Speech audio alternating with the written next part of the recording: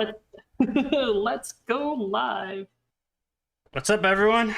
Sorry we're a tad late. Welcome back to the Art of Game Mastery's Finding Paths stream. I'm John. This is my co-host Jackie, and we are coming back from a bit of a hiatus this time. I want to personally apologize for that. The holidays, we knew we were going to be out a couple weeks, but then I got sick, and we got a couple more weeks because of that. So it's been a bit since we've done one of these. Today we're actually wanting to do this on the 2nd when we came back, but the topic for today's show is festivals and holidays. So a bit fitting coming out of the Christmas, Yule, Hanukkah, what have you, and then also the New Year's. I believe, Jack, you did a post on Reddit, right? That's correct. I'm going to bring that up and we'll just kick it off by talking about that. There were some interesting responses to that, if I recall. Yeah, absolutely. I'm going to reshare it, or do you want to? Actually, I can pull it up on the screen. Yeah, let me do that. You go ahead and start talking about it, though, while I do this, 'cause it's taking me a second to... Right. So we asked you guys what you guys thought was your favorite, in-game holidays or festival, and some of you guys shared some pretty awesome source material for some Pathfinder festivals and games and stuff. Yeah, John, I'm gonna send that to you right there. I just pulled it up. Cool. So the Pathfinder wiki has a great setup of holidays and festivals to look at, and so we're really glad for you guys, community, sharing that for everyone to take a look at. It has a ton of resources, so those are the ones that are Pathfinder recognized. If it'll load. Yeah, it doesn't seem to be loading right now. Their site might be down. I don't know. It's interesting. It was working earlier, but... It says can't reach this page right now. Yeah, I think the server's down, unfortunately. But right as soon as we try to do this, I know, of course, right? timing. So a lot of you mentioned that some of you guys kind of do holidays based on the current season, and I really like how people were mentioning about syncing up their real lives IRL with their in-game lives. Mm-hmm. That kind of gives a really nice flavor and perspective, especially around these holiday seasons. I know John and I recently talked about, living up your dead right around Halloween, Samhain time, and then right around Yule time. We kind of did the similar focus in our game, where we had basically Bean Tai, whom is kind of like the Fae version of Mrs. Claus, kind of visit the party, give some gifts, let everybody have a chance to kind of relax, rest, and pull up some flavor.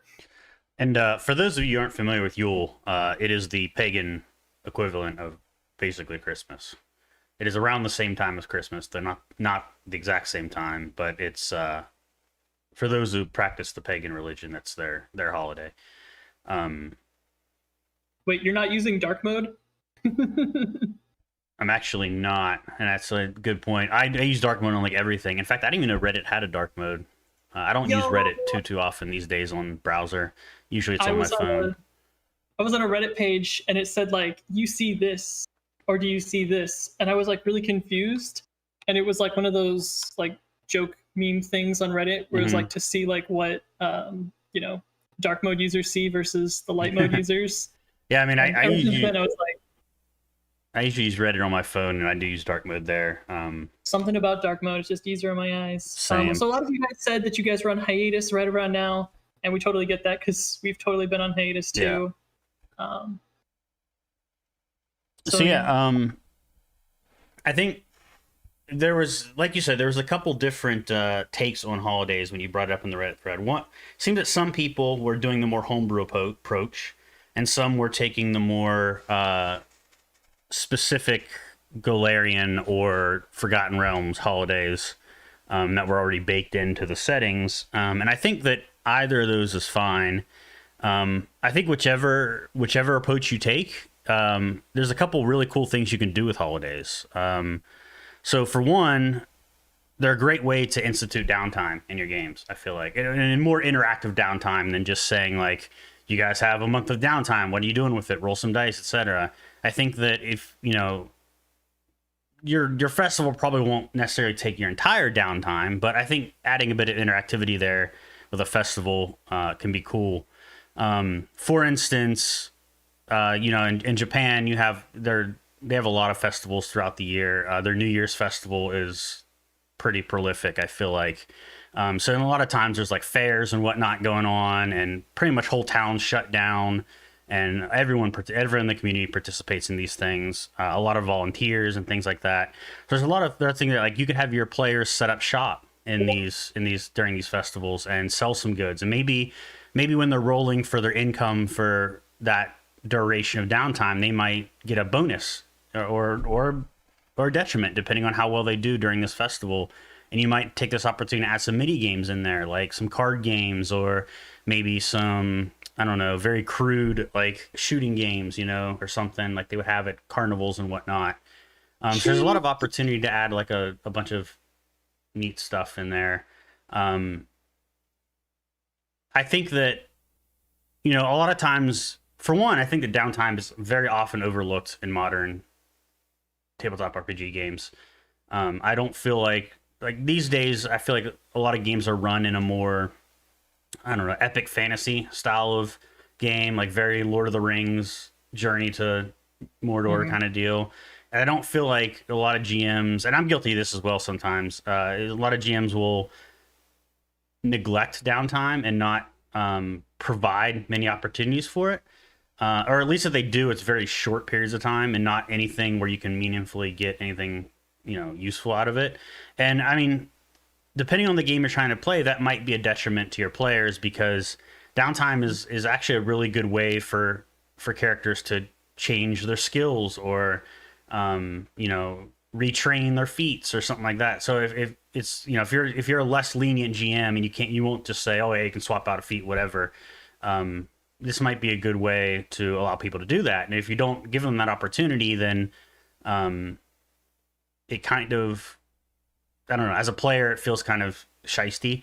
But at the same time, just giving them, say you have a month of downtime, do whatever you want with it. The whole world stops while you're doing this. Can feel kind of bad. To talk about like the breaking down of the game, sometimes the pacing can become an issue, right? We don't want every single combat to be kind of world-ending based combat, and we don't want the story pacing to be this type of marathon or high speed every single episode. It just be super intense. Sometimes it's okay to kind of break up the monotony with something like this. And if you are running a game where it's very time sensitive, this can be a great way to kind of like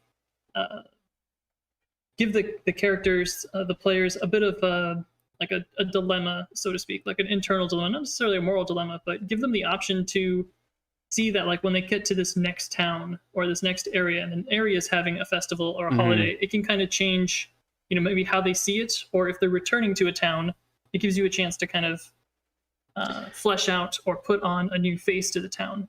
So you bring up a really good point in that, tying your festivals to the actual world they're in is actually a really good way of doing it. Like, I feel like another thing that a lot of is often lost in today's tabletop RPG games is the idea of a calendar in the world. Like, generally players don't know this is, this day of this year or whatever. Like, it's generally not important. But I think if a player's entering a town, like you said, and, maybe leading up to them going to that town, you kind of showed snow starting to fall or leaves are starting to change kind of deal. So they don't necessarily know the exact day of the year they're in, but they get the vibe that, the seasons are changing, and along with changing seasons usually comes some sort of holiday somewhere in that changing.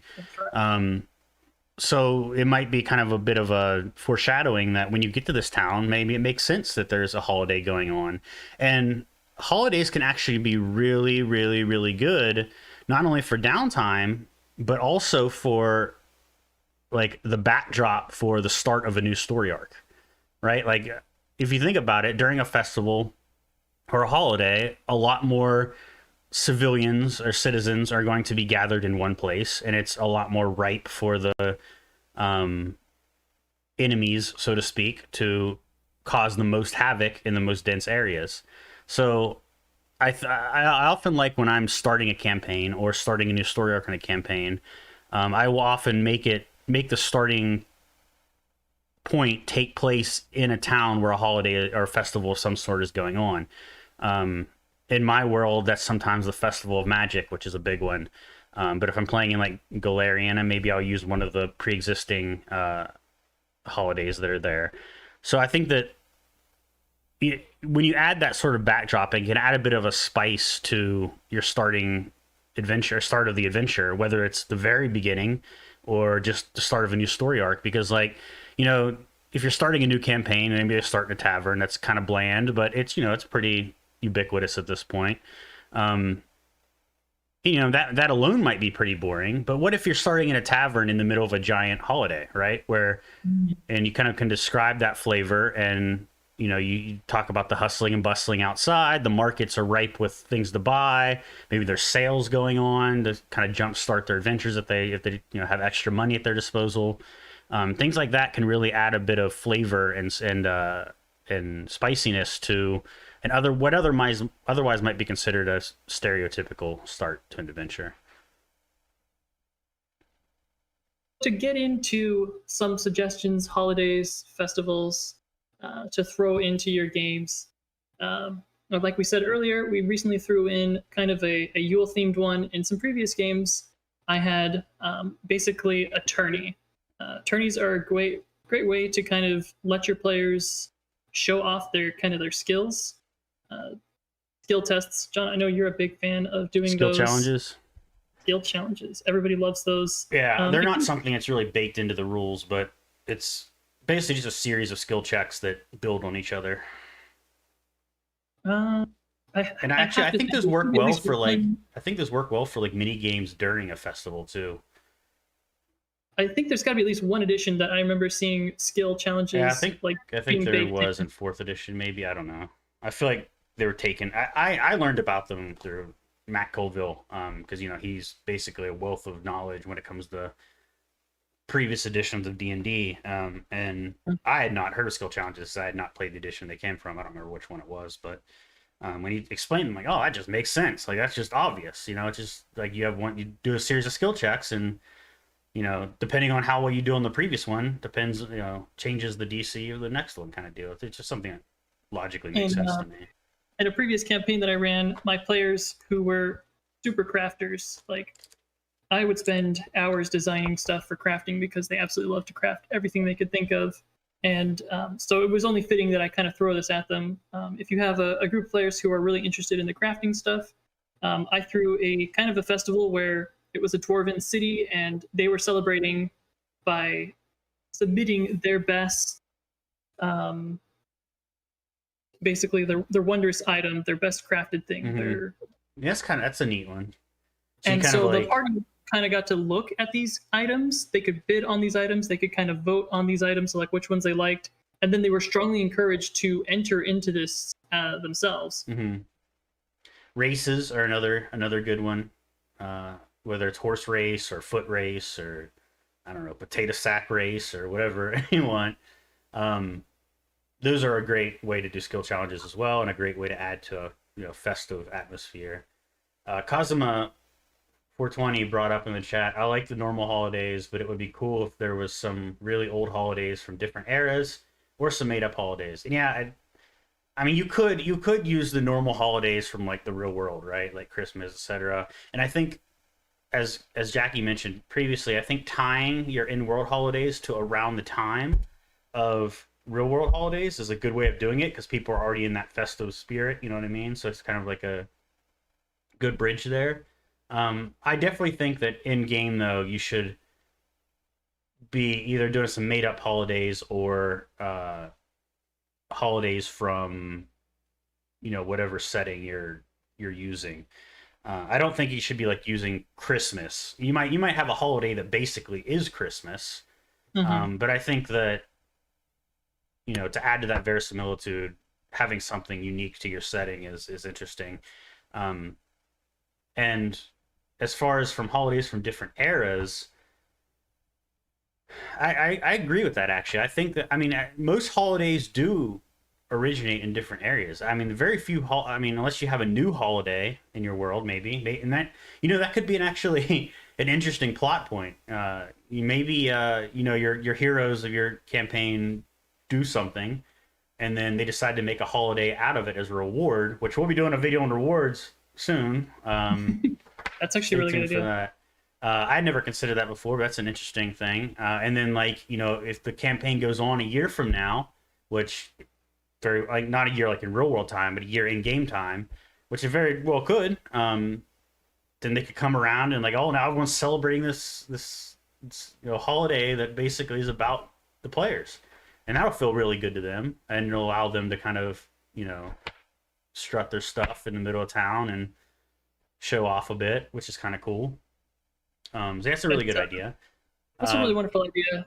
Most of the holidays that if we look at like where they originate from are usually surrounded by harvests. And since most of these tabletop RPGs that you're going to be playing are going to be centered around that fantasy element, especially like the high fantasy or the low magic, that's where most of our festivals come from. So just like a real quick base lesson on that, if you look at where most of like the pagan holidays kind of sit, is each harvest is kind of named after or based on the different produce that was being made. There's like Lamdas, which is like when wheat festival happens, and that's where society kind of gets a lot of its beer from and a lot of its breads and baked goods. And you look at like Halloween, we see it as like candy and trick-or-treating, but originally it was designed for celebrating the final harvest, pumpkins being one of the latest things to happen to come to complete fruition at the end.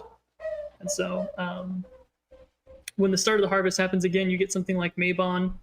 And so if you're looking for how to make or incorporate a holiday onto your game, look at the imports exports, like what what's being grown in the area. That's a real simple way to kind of tie in some like basic details that's going on in your town to kind of liven up the game. Yeah, I mean, certainly that harvests and such is one way to do it. You can also look at major events that have happened either during the campaign or previously before the campaign.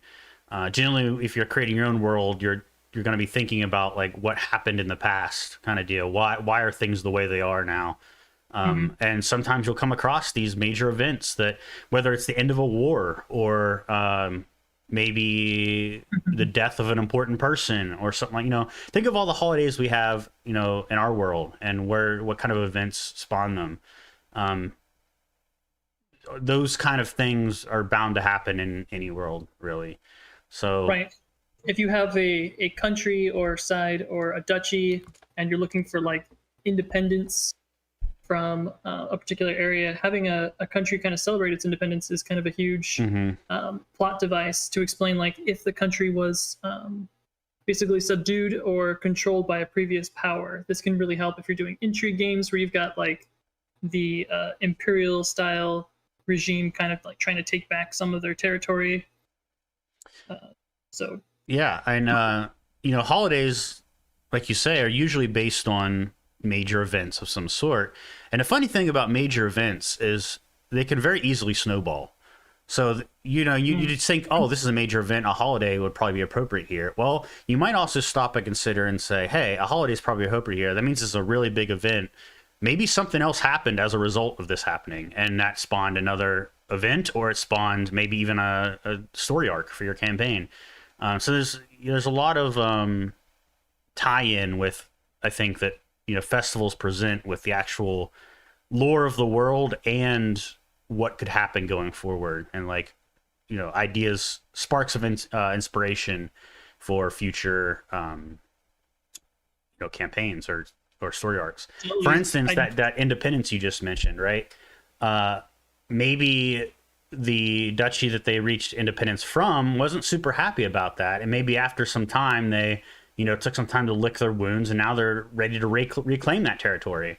And now all of a sudden, a war is the flames of war have sparked again, and there's something maybe your campaign is built around your players trying to prevent this war. Maybe they have been forewarned about it, and they're like, oh, we don't want this to happen. This could cause issues throughout the world, not just this region. Or maybe they're decide to pick a side on this war. Maybe the war is inevitable, and they want to choose a side in this and ensure that that side, you know, succeeds.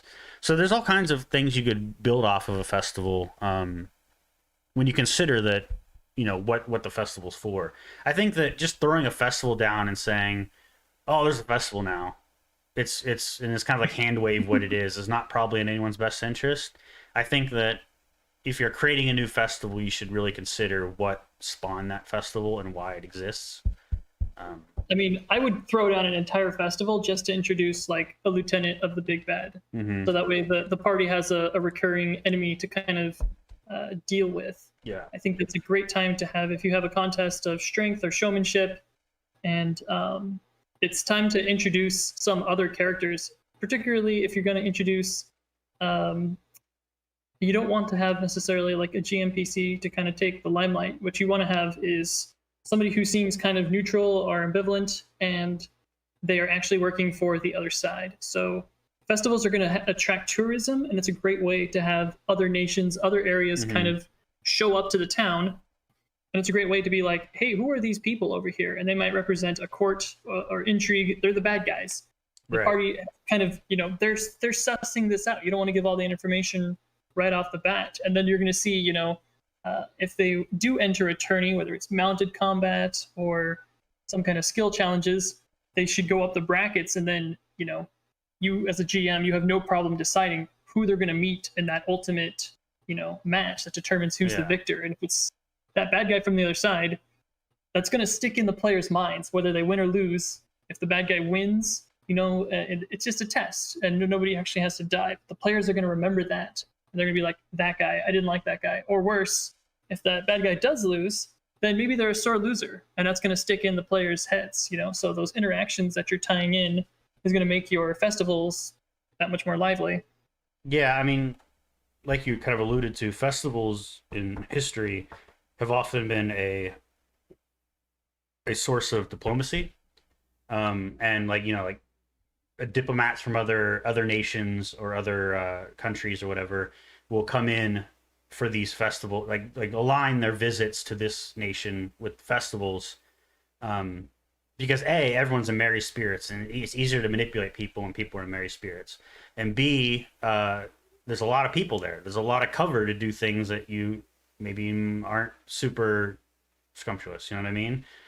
So there's various reasons why diplomats might choose a festival as a time to, you know, send their delegations, so to speak.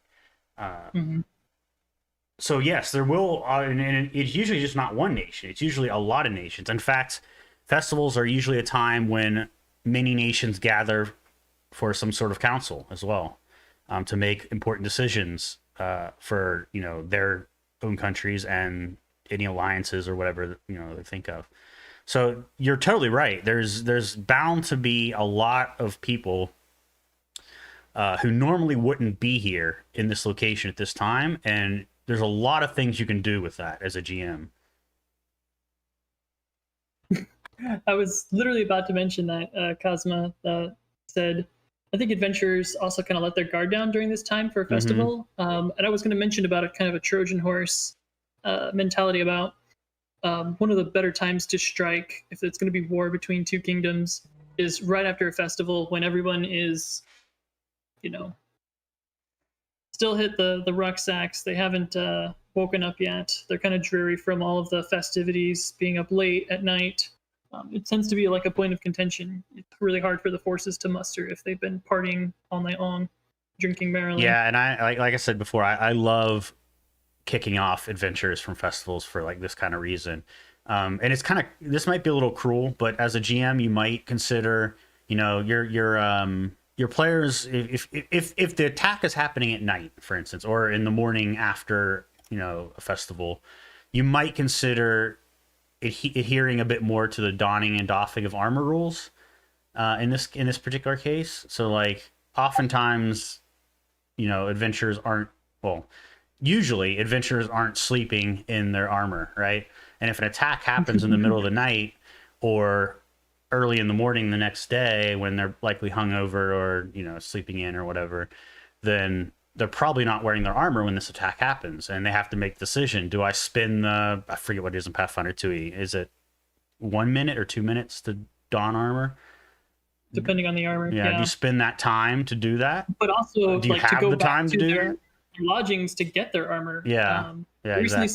saw, was it the Knights of the Last Round had that in their game? Are you following their game? I haven't been watching it. No. They recently had an issue where they had to make a decision about going back and getting their gear. And I noticed that, like, those are those great positions where you put a player in, and like, oh man, what are my options here? They, like, I just love it when you watch them just like heavily weigh the decision, like, do I go back and get my armor and don it? Because, like, by the time I get back, like, what if all the action is done or over with? Like, this could take you out of the fight entirely. Yep. So I think, you know, I think those are rules that are often overlooked, but I think that in cases like this, they can add a bit to the suspense of the situation, and probably you're better off adhering to them in this particular case. Same with the exhaustion rules.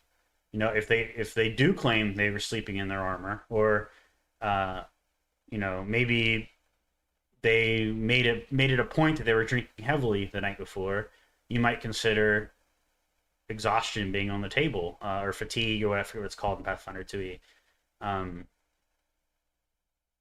which would make sense. It also, speaking of armor,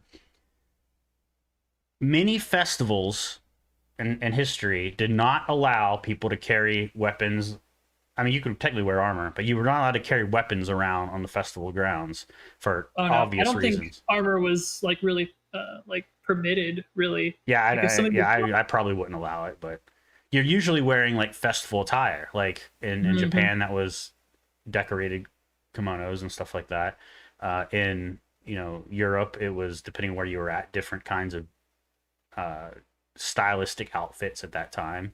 Sometimes festivals were masquerades, and everyone was wearing like there's all kind, depending on the festival itself and your area, your region, the attire would look different. But the point is that there was usually some sort of attire that everyone was wearing some form of, and you generally weren't walking around in plate mail.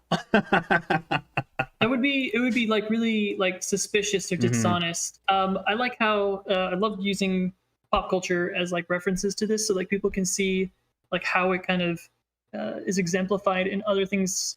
Game of Thrones did a really good example of that, where there was a wedding scene, the Red Wedding in particular, and one of the characters, his chainmail is kind of poking out of his jerkin, and the person who notices this is like extremely upset at that, because it's like, why are you wearing, you know, chainmail to a wedding? Like, it sounds insulting, like right, to the host, because they're like, do you expect something to go down here? Like, do you think I'm that kind of person? Like, oh yeah, something definitely went down in that Red Wedding.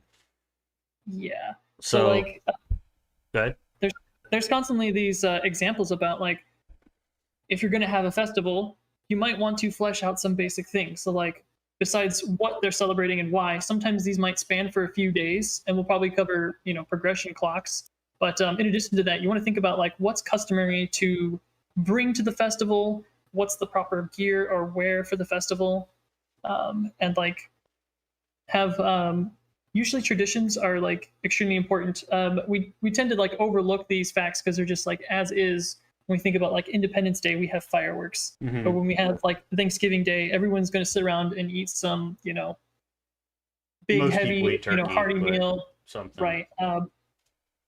There's usually a focus to it, right? And in some fiction books, you'll read where they kind of like take their own Halloween.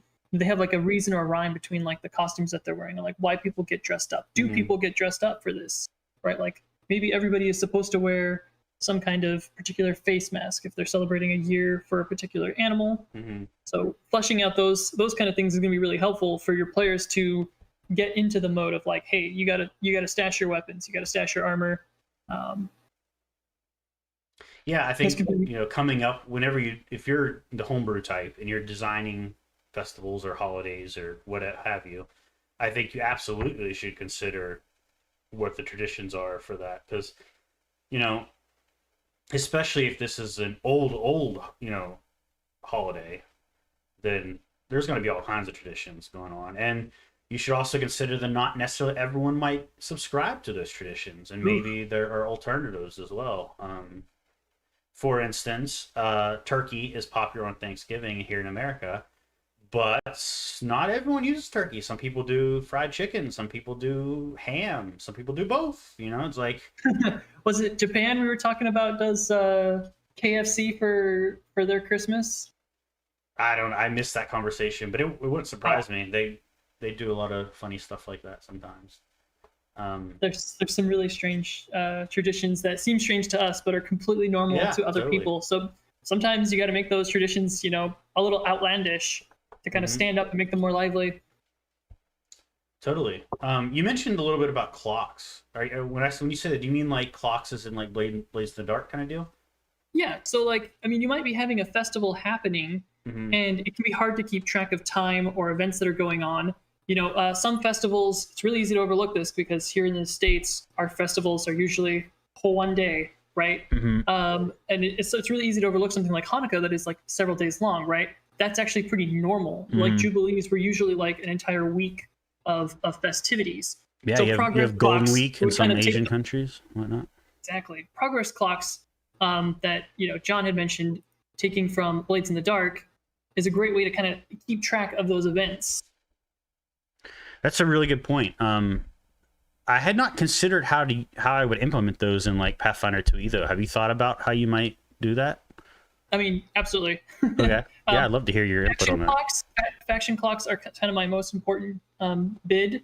So when I'm having a festival, there's going to be a lot of different factions, and it can be something as simple as thinking like, is there a baking contest and there's a baker's faction, and they're going to have a progression thing towards the final end of their countdown, right? Something really simple that's just based on if there are tourneys, races, or like arenas, like keep a progression clock so that players can go like, I want to enter in the tourney, but I don't want to enter in at the low level.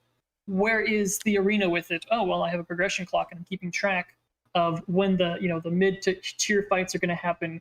When's the big fight going to happen if people want to bet on that? And then those are kind of like the baseline. But in the meanwhile, you might want to be looking at who are the bigger players, the factions that are kind of in charge of this. If you have court intrigue and you have different lords and vassals, they might be moving their troops around the city trying to police certain events. And you can use these kind of clocks to kind of figure, if a particular faction is planning on striking at a particular time, that can be really useful, right? When the guests kind of least expect it. So how would you, I don't know if you've actually implemented this or not yet behind the scenes, but how would you go about implementing the actual progression mechanics when using those clocks? Would you? I mean, I steal it right from Blades of the Dark. The pinwheel, the pie wheel, I'm really used to drawing. That one got me like super easy with pen and paper. I kind of just do like 4 or 6 notes nowadays. So I like write them as like fractions. And so like, I decide when you progress from one pie slice to the next, is there usually a roll involved, or is it just like logically this we're at the next point now, so I'll just move it, I have kind of a few of them. So I have a different approach to all of them. I've been writing out them like fractions, where when I decide how big of an event this is, I decide like, is this a 4 event thing, or is this like an 8 event thing? And I'm going to write that on the basically the denominator, and then the numerator is going to be just slash marks to kind of count up towards that, so I can like get my way up there. It's much easier to keep track of that way. And so sometimes it is just based on time. I don't think I've ever changed a clock midway when designing it. Like for when I'm planning on the Winter Court for striking, there's particular quests that need to be completed before like the next event happens. And so each time the players complete a quest, I'm doing a check mark, and I've already decided how many basically quests that the Winter Court is kind of ignored, how long it's going to take for them to build up forces and strike. I see. Yeah, clocks are a really neat aspect of Blades in the Dark, and something that I'm actually looking at porting, I guess, so to speak, to my Fate-based game that I'm designing. So I was curious how you went about implementing in Pathfinder 2e, which is a much more structured game. But it sounds like you just kind of used them as is for the most part, which is cool. Stole it straight from the. I think that's not an SRD. What is it? Bladesandthedark.com. They have like a progress Yeah, I clock don't. page. I guess it would be called an SRD. Yeah, where they'd have like the basic free rule set there. That's like Right. So doesn't have any of the lore in it. We started talking about Blades in the Dark like last year. Mm-hmm. So I mean, I've been itching to do a Blades in the Dark game, and we had met somebody on Discord who was interested in running one. Hoping to get in contact with them soon to see if they're still interested in throwing down a game for us. I still need to finish reading the book. I'm like halfway through it. It's such a good read. I already linked. You should do a blog post on the website about how you went about doing that port over of the clock system of Pathfinder 2. Because I think that's a generally useful construct in basically any tabletop RPG for managing time. And I think that seeing how people do it in different RPG systems is a useful tool. So we should talk about doing that. It's interesting to see how the use has changed over when I had used to get information, I was writing this stuff down. It was in my GM notes. And now because we're working on a virtual tabletop with Roll20, I'm creating a handout and keeping track of events that way. And so spatial ways that I store information, it's changing constantly. So yeah, but I mean a little out of the comfort zone. Yeah, for sure. But I think putting it, at least maybe not necessarily how you do it in Roll20, but just generally how you went about porting it over and any changes, if any, you made, or maybe just talk about your experiences using it in Pathfinder. I think it'd be useful content for the website. So we should talk about adding that. I'll link it in the Discord. Speaking of the website, actually, I completely forgot to bring this up. Just today, we did post the final version of the follower companion rules that I've been promising for a long time now and continuously failing to deliver. So those are available on the website.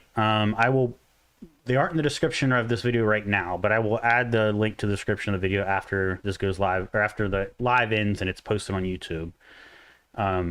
But if you go to artofgamemastery.com, it should be right there on the front page as a featured article. So I'd love to get people's feedback on that because we've been play testing it for a while now, and it seems to be working all right. There's some things we added to it recently that haven't been so play tested though, so I'd love to see people's experience if they use them, or even at a glance what they think of them. I think they're pretty different than what's the name of that?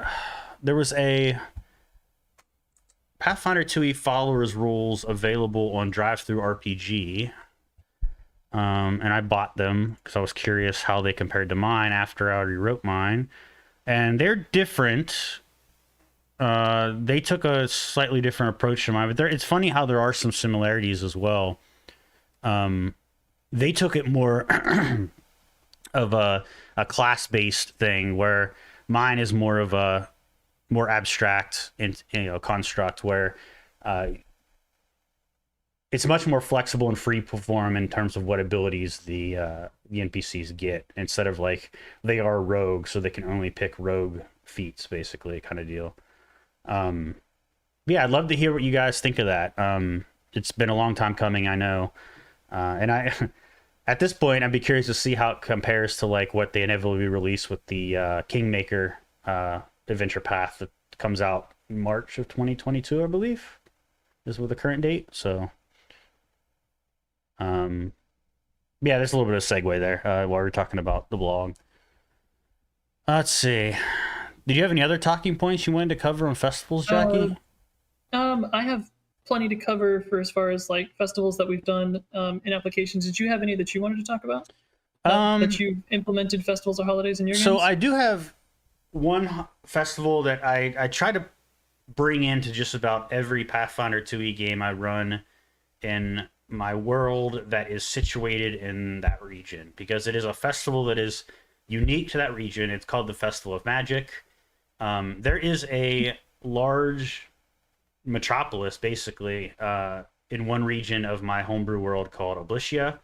And it is known as kind of like the forefront of Magic technology and Magic in general. There's a very world renowned academy called the Academy of Magic that is there, and the head of the mayor, so to speak, of that city is actually the headmaster of that academy. So it's a very like it's very finely tied to the government of that particular city, and in fact that city is the capital of the republic. So it's actually tied to the government of that entire nation, that entire region. Um, and the graduates tend to serve as members of the military or act as researchers for that nation. But because magic is such a big deal in that city, and people from all over the world come to that city to sell and trade in magic items and magic technologies, there is a festival that happens once a year there called Festival of Magic, and it is kind of the point. It is the point in the year where people bring their most wondrous wares, their most expensive stuff. Like normally, you wouldn't be able to find certain levels of magic items in the city, even though it's a magic area. But this particular time of year is when you can find higher level magic items because people are going out of their way to procure these things with the intent to resell them at this, because there's like the amount of people who come to Oblistia for this festival is astronomical. So they know that somebody there will buy their wares if they have it. So it's very much centered around commerce is kind of the origin of the festival. There wasn't a particular major event that spawned it. It was just that they needed a way to drive tourism, and they found the festival was a good way to do that, given their unique situation. And I like to use that festival as the start of a campaign. So like whether they start in a tavern or they start in the festival itself, or wherever they start, there's a festival going on at the time, which means there's a lot of people there, and there's usually some form of the bad guys party, like whatever, whether that's minions, whether that's the bad guy themselves, whatever. They are kind of intermingled with the people there, and doing their dastardly deeds behind the scene. And whether or not the players realize this in time or not can drastically change how the adventure starts. So that's kind of my way of using festivals that I like to do. I typically don't have multiple story arcs that like end and then afterwards there's like some downtime and then another story arc starts. I typically have one giant story arc and then offered downtime just in the middle somewhere, like maybe there's a gap in the action, so to speak, and offer some downtime there.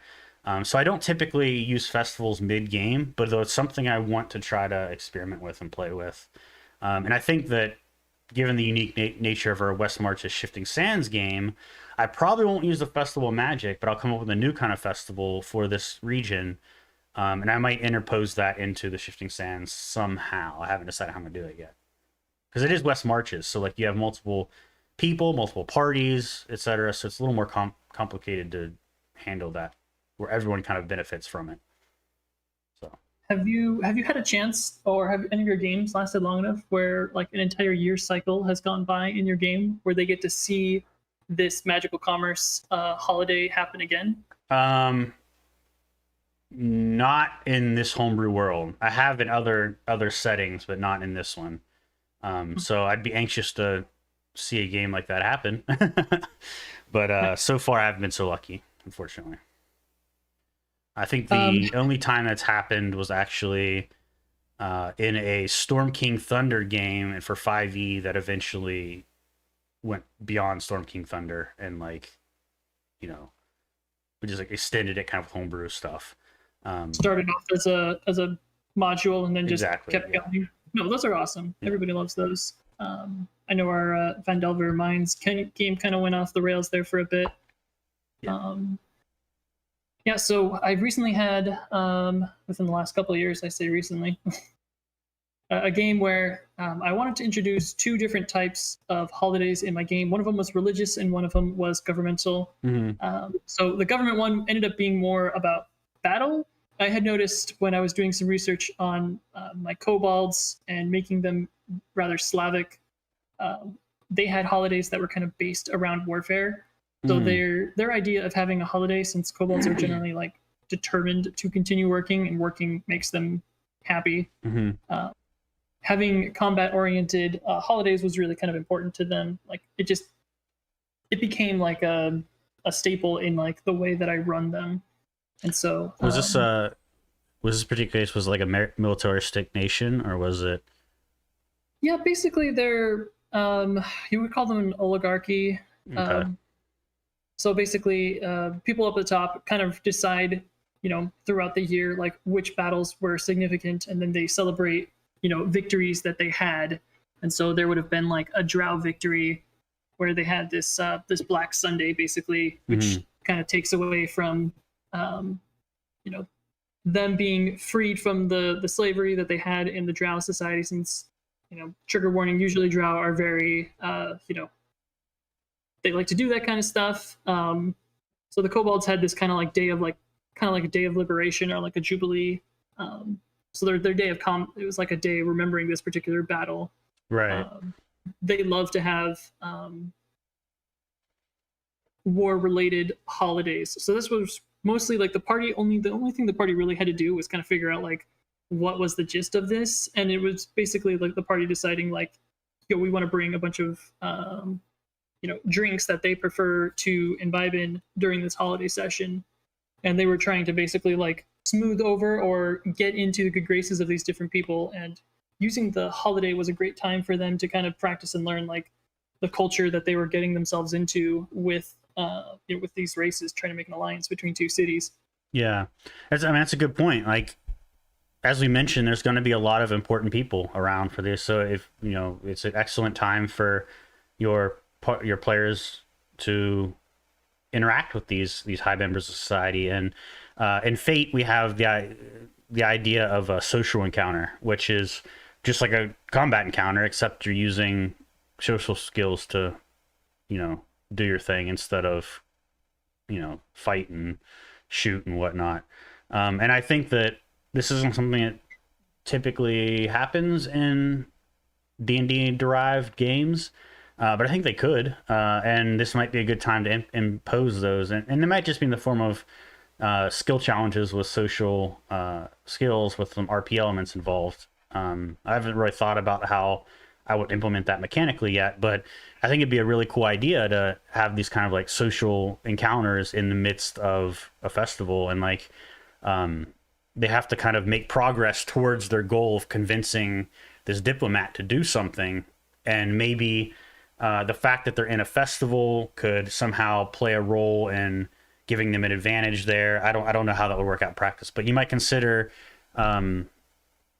imposing something like that as to add more flavor and suspense to what is otherwise a normal, like, roll a persuasion check or whatever, right?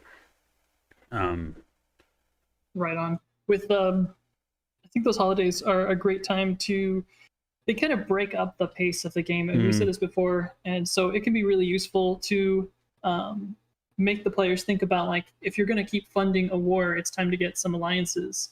And so there needs to be, they need to squeeze in some time, to realize that like the goal isn't to win every single combat. Sometimes they need to get some allies to do some fighting for them, or back up the troops, morale boosts, etc. Yeah, Cosmo 420 said maybe they get the person they want to persuade drunk. That's a great way of doing it. And there's going to be a plethora of alcohol RPG? at a festival, and Getting someone drunk in an RPG, that never happens. What? Hello, Bard. Are you playing a Bard, Kaz? What is Kaz? Are they going to join us for any other games? I know they're doing Shifting Sands with us. Let's see. Yeah, they were playing an orc barbarian. Orc barbarian, right? I can't wait to get back to Shifting Sands. We need to get that. I mean, it was also on hiatus for the holidays because I was traveling and then sick and whatnot. So I'm really anxious to get going in that. So if you guys want to join us for a West Marches style Pathfinder 2e game, definitely hit us up in the Discord and we'll get you an invite over to that server. We're really wanting to get more people so that we can start getting more GMs and really start so I can start playing for one. We're at the cusp of having 2 games going right now. As soon as we get it up to 3, will be too much for John to manage, and then I'll be able to take over from there. So we're at two groups already going, thanks to people joining in, watching the show, and hitting us up on the Discord. So if you guys are interested in that, we'd love to throw some holidays at you. Yeah, and you mentioned also you might be starting up a Blades in the Dark game here soon, right? So I made like a list of things I wanted to do when we started this stream. I ran the Call of Cthulhu game, I ran the Fate game, and now I'm progressing towards running the Blades in the Dark game in my spare time between all these, so that way we can kind of diversify our portfolios. Also, the other one was a Starfinder game. I'm really glad that we have a really good GM kind of running that. That game is going really well. I need to jump into that game as a celebrity again. I dropped out of it early on because I had too much on my plate. But I'd love to come back for just like a session and just see how things have progressed. And because I know, when Tramer started that, he was a brand new GM, and I'd love to. Maybe we'll get him back on the stream at some point, because we had him on it once before when he was fresh and getting his opinions on things. I'd love to get like a follow up on that. It'd be a good session. Now that you've done your first GM run for Fate, be good to do a kind of a retrospective on that as well. I'd love to hear your opinions on Fate as a system. What did you call it earlier? A postmortem. Postmortem. We're gonna do a postmortem on that Fate game, so we could throw that. I mean, not necessarily just the game, but just in general your opinions of Fate as a system, and when it's a fun, when it'd be a good system to run, when maybe you might choose a different system, things like that. I think I've got some pretty strong feelings about Fate, and I can't wait to kind of share them. We'll have to fit that into the schedule somewhere. We mentioned we do have rewards coming up, which is funny because we have been kind of like planning out which weeks we're going to be doing what, and we've had rewards on our list for several months now. And then I shared a video. Matt Colville just did a video on rewards like last week. I shared it with Jackie. I'm like, no, he beat us to it. Stealing your ideas.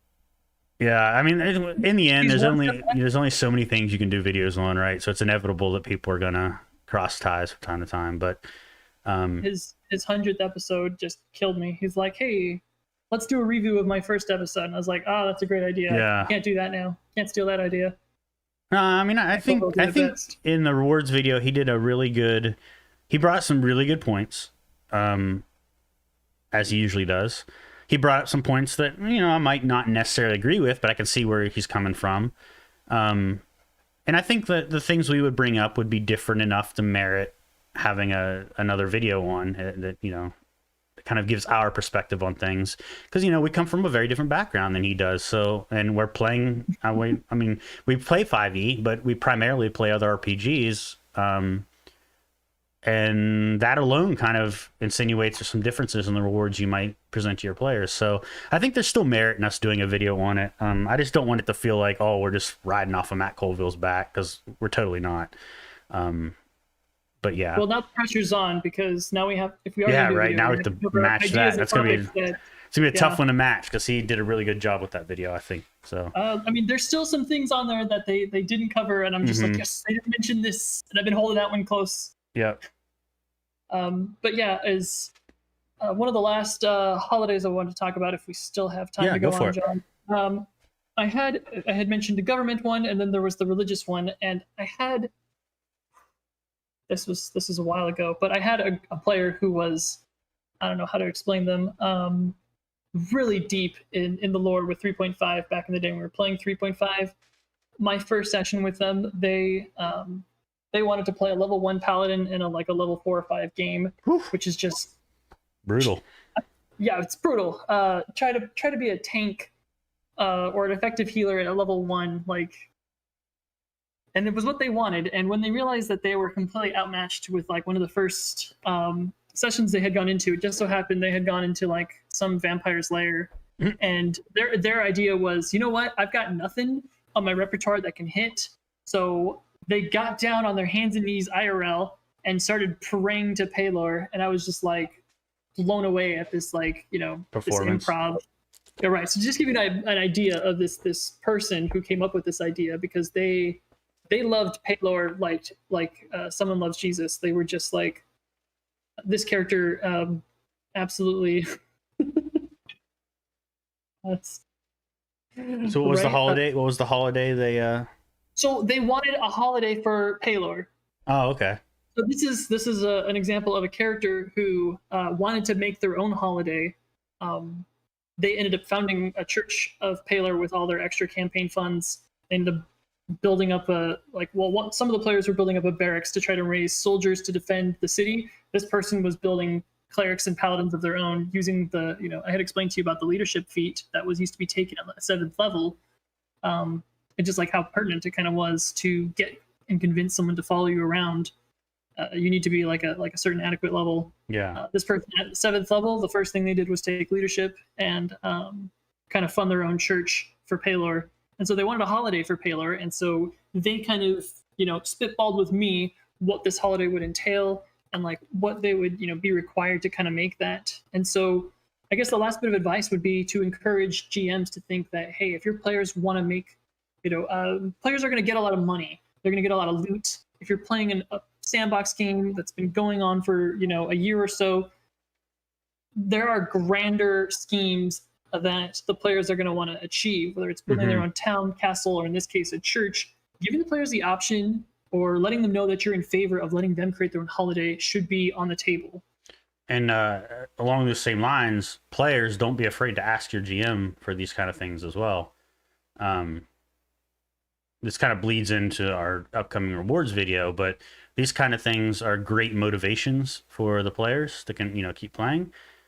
So if they suggest, if as a GM, if one of your players suggests this kind of thing, definitely at least consider it. And if you can't do it, maybe consider an alternative that might satisfy what they want, because keeping your players motivated is going to just enhance the game for everyone involved. And yeah, I was the same. Players definitely don't feel like, if you want something in general, ask your GM. Like, don't ever, like, they might say no. They might say maybe we can do this instead, but don't ever be afraid to ask for something, because you never know, what your GM's going to say, kind of deal, in my opinion. I mean, the worst they can say is no, and ideally the squeaky wheel gets the oil. In this case, the players who speak up about getting the rewards, those are the ones who are going to get it. I'm not saying bully your GM for a level up. I'm never saying bully your GM for a level up, ever. Well, I wouldn't say bully your GM for anything, but don't bully the GM. If you want something, there's something you want. There's a gradient, right? Yeah, if there's something you want, don't be afraid to ask, even if it's just once. Once, right? Maybe a reminder every other month or so. But, don't bully the GMs for a level up. I know we had one level up, but what about second level up? I saw that meme floating around. I haven't seen that one yet. That one's good, though. Oh, yeah, it's so GM did you have anything else you wanted added, or did you want to? So I guess now is a good time to like, subscribe, click that bell. We really need to start doing that at the beginning, but I keep forgetting. Right? But yeah, definitely like and subscribe. This on YouTube. We are streaming on YouTube now, so that's super easy. You can do that right now if you want. Right. With that last action economy, don't forget to write in the comments what your favorite holiday was. We'd love to see what you guys have to say about that. Don't forget to check our Reddit, where we kind of interlude what we're going to be talking about, so you guys can help curb the conversation if you're not available on Sundays to do for the live show. Also, let us know in the comments if you've had any interesting festivals in your games, whether as a GM or a player, that really resonated well. We'd love to hear, about those. We do post on Twitter, or Jackie posts on Twitter a lot more than I do. We have the Discord that is linked in the description of this video. And as I mentioned, we do have the West March of Shifting Sands game. If you want to be added to that, find us in the Discord and we will link you over to that. Jackie, are you still accepting people for any of your games, or are you mostly Right, booked up so, at this point?